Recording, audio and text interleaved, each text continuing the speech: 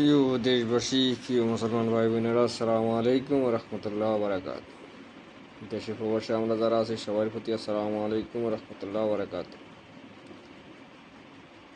আজকে আমাদের যেই আমি দীর্ঘদিন তাই আমি বলি এসেছিলাম এবং কি আরব কান্ট্রিগুলোরও বহুত গালাগালি হালাহালি করছিলাম, কারণ একসাথে না হই ইসরায়েলের সাথে সম্পর্ক রাখার জন্য এবং কি আমেরিকার সাথে সম্পর্ক রাখার জন্য আমরা তাদেরকে অনেক কথা বলছি।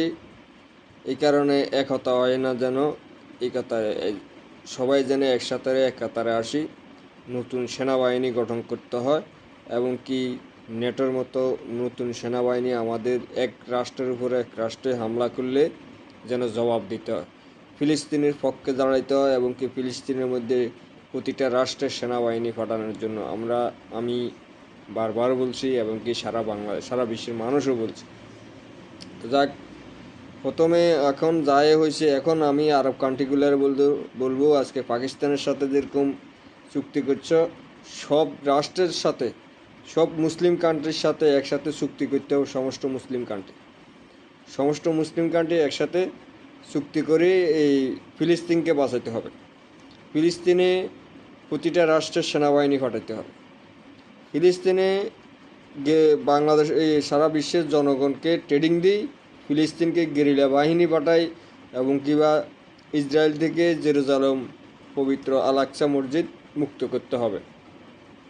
প্রিয় বিশ্বের মুসলিম ভাই বোনেরা, আপনারা সবাই একসাথে এক কাতারে থাকবেন। আজকে আমি আরেকটা কথা বলতে চাই, আমাদের বাংলাদেশের অন্তর্বর্তী সরকারকে বলবো, খুব দ্রুত আমাদেরকে এই পাকিস্তানের সাথে চীনের সাথে চুক্তি করতে হবে। পাকিস্তানের সাথে চীনের সাথে চুক্তি করি আমাদের দেশ পারমাণবিক শক্তি দেশ যেন করতে পারে, আমরা এই শক্তি অর্জন করতে হবে। এর সাথে আমাদের ভারতের যে সেনাবাহিনীর প্রধান, তাকে ক্যান্টনমেন্ট থেকে লাত্তিমারি বাহির করতে হবে।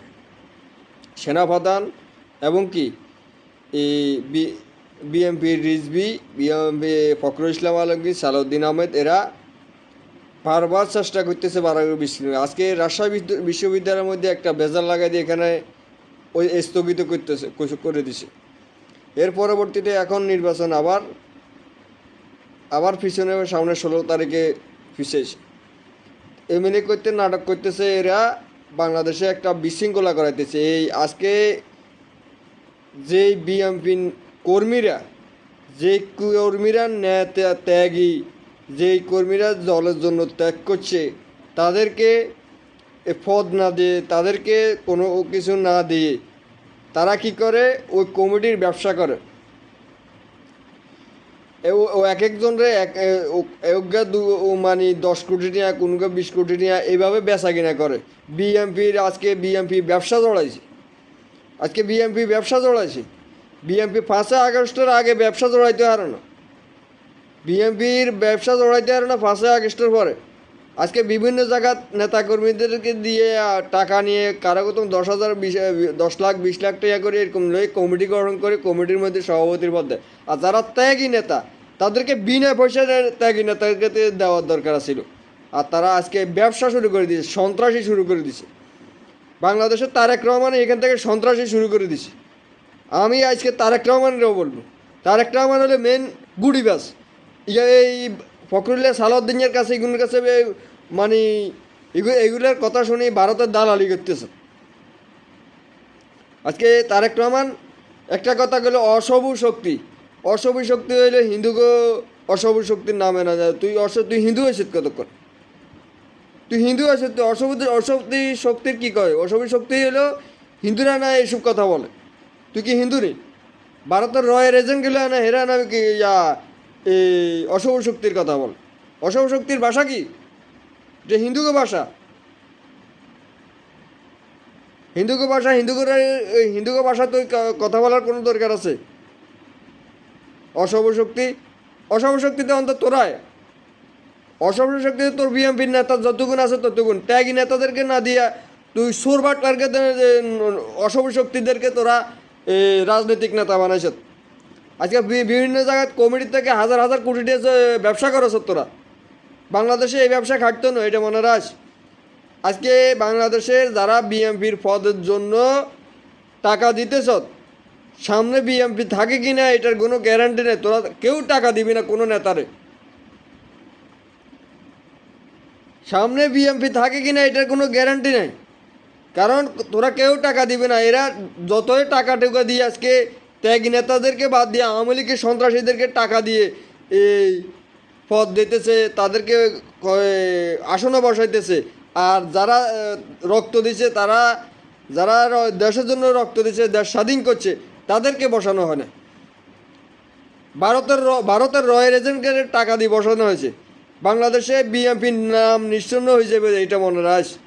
তোরা যে ত্যাগী নেতাদেরকে না দিই, তোরা ওই যারা টাকা দিছে তাদেরকে তাদের কাছে বিক্রি করছ। তো এই ব্যবসা থাকবে না ইনশাল্লাহ। এই ব্যবসা যেগুলো টাকা দিছ না, এই টাকাও মার যাব, তোরাও মার খাবি। যারা যারা টাকা দিছে তো বিএনপির নেতাদেরকে পদের জন্য, সবগুলো মার খাবি। আর বিএনপির নেতা এগুলো তো মার খাইবে, এগুলো গ্যারান্টি মার খাবি। এগুলো ভারতের কোলো উঠছে, নরেন্দ্র মোদীর কোলো উঠছে। এগুলো নিজেরা কোলো উঠে ওই আরেকজনের যেই দলে কাজ করতে চেষ্টা করতেছে তাদেরকে বলতেছে তারা এই কাজ করতেছে। আর ভারতের রয়ের এজেন্টকে তোরা পুনর্বাসন করস, আওয়ামী লীগকে তোরা পুনর্বাসন করছে, সবাই দেখতেছে। আর জাতীয় পার্টির পুনর্বাসন করতে তোরা তো বাধা দিতেছ। জাতীয় পার্টিকে নিষিদ্ধ করার জন্য তোরা বাধা দিতে আস। তো তোদেরকে ভারতের রয়ের এজেন্ট বলবো না, কারাকে বলবো? বাংলাদেশে আমরা জনগণের এক বিন্দু রক্ত থাকতে জাতীয় পার্টি, আওয়ামী লীগ এবং কি ভারতের রয়ের এজেন্টগিরি বাংলার মাটিতে থাকতে দেওয়া হবে না, এটা মনে রাখ। রক্ত আমরা দিছি, আরও দিম। একটা কথা মনে রাখ, আজকে তোরা যদি জিয়া রহমানের বিএমপি হতি, তাহলে তোদের বিরুদ্ধে কথা বলার আমার দরকার ছিল না। তোরা জিয়া রহমানের বিএমপি না, তোরা হইলে ভারতের বিএমপি, আওয়ামী লীগের বিএমপি। তোদেরকে শায়েস্তা করতে হবে, তোদেরকে শায়েস্তা করা হবে। আওয়ামী লীগকে যেভাবে শায়েস্তা করা হয়েছে, তোদেরকেও এইভাবে শায়েস্তা করবে। আজকে বিশেষ করে এই দেখো, ঢাকা বিশ্ববিদ্যালয়ে আজকে ছাত্র শিবির একটা কাজ করতে চেষ্টা করতেছে। কাজ কি 100 না 200 খাটলো দিছে মানে ছাত্রদের জন্য। আর রিজভি বললো কি এটা কি এতিমখানা নাকি? সব লাই গেল দাঁতালা দিমের বেয়াদব আছে তারে। তোদেরকে তুই বড় হইলে তোর কইতে হয় তোর কাছে বেয়াদব। তোরা করে দেখা এরকম, তোরা জনগণলাই করে দেখা। তোরা একজন কইলে এটার কথা করছা, তোরা এর লগে প্রতিযোগিতা কর, তোদেরকেও মানুষের সমর্থন করবো। আর তোরা একজন করে কা তোদের শত্রুকে যাও, ওই ফকেটে টিয়া ঢুকে না তো।